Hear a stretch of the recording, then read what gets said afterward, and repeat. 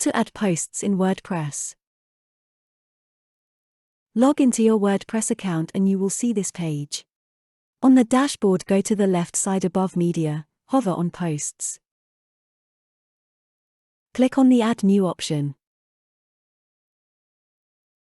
Enter the title of the post in the Add Title section.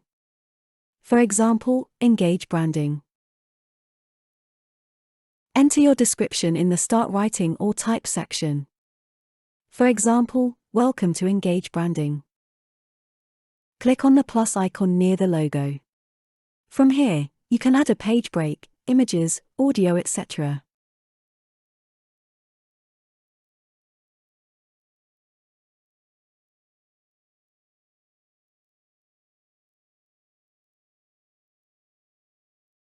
On the right side near Settings, click on the Publish button.